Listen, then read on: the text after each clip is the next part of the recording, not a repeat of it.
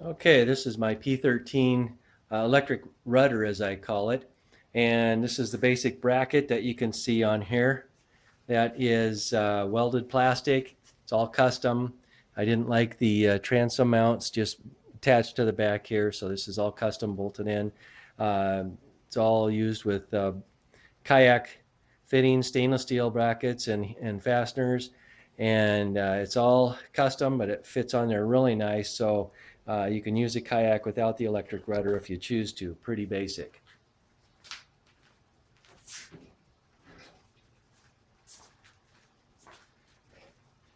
And this is the electric rudder unit right here. Weighs 11.5 pounds. It is a water snake 30-pound thrust. And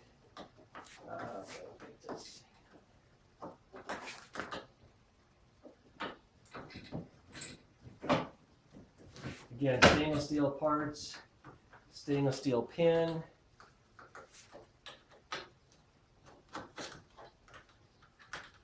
And so you just get the pin in there. We got a clevis here, clevis, and all stainless steel. Screw her down. We got a couple of basic cords here for holding the bottom of the motor down. That's basic. And then this one clips on the top. And we're good to go. That's all it takes to get this motor ready to go. And we'll explain all the details here as we go. This is the cord cap. That is closed cell foam. That's a custom bracket made here. And everything is gasketed, stainless, painted with truck bed liner paint, and stainless steel everything. Every unit sealed. This is hand threaded.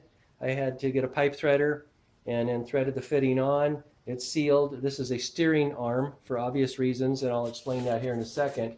But as you can see, the unit is very simple and basic, and there's a reason behind the madness to all these fittings. Everything is custom. And let's see here. This steering bracket, again, these are all plastic, welded plastic. And so down here in the hole, we have your basic hatch that I built, or cut into the boat. And this is a plug, so when you're not using the electric motor, and that is your basic plug-in. And again, this is just a rain guard that I built. And then the unit goes in here. It's a twist lock that seals around there.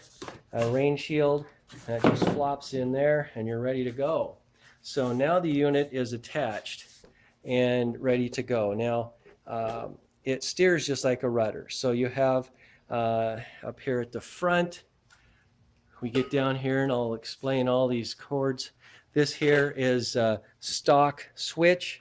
You have your forward and reverse, 5 forward and 5 reverse. The cord runs through the hole, so there's no exposed wires, cords, any of that. This here, we have 2 corded leads pulling up from the motor that I attached that you saw. The red one is to fasten down the bottom of the motor, so when you use it in reverse, it basically sucks up, and this here just clamps, and you clamp it on and it holds the bottom of the motor. And so when you put it in reverse, the motor obviously doesn't flip up. Now the second cord is for, this is the really cool feature, so I will show you that. You pull that cord, so everything is operated from the front or sit in the sitting position of the boat. So when we pull on that cord, as you can see, everything comes up, and you pull the motor up, and then you fasten it in your clamp.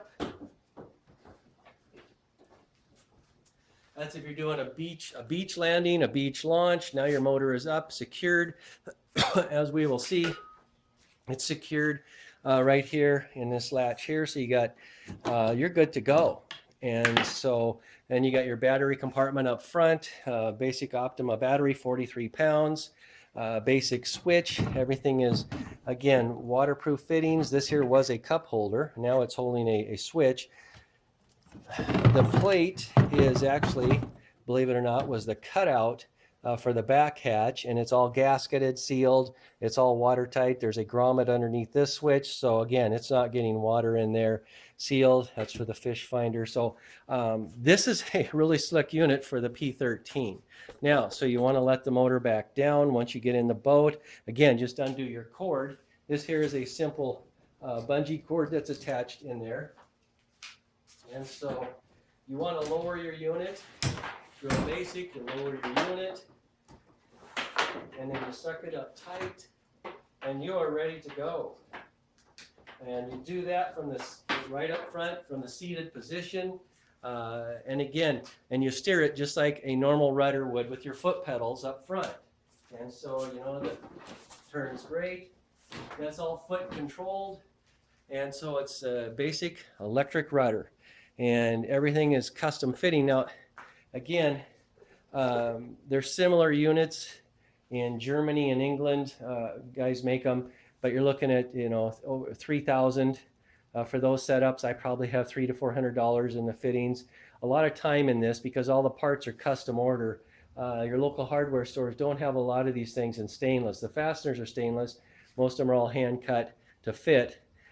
You know, and there's a lot of heat shrink on every nut. Every tie has heat shrink on it. And so it's a nice clean installation. It's a 30-pound thrust, plenty of thrust to push a 120-pound boat around all day long. And so this is a clean installation, works great. Again, water snake 30-pound thrust.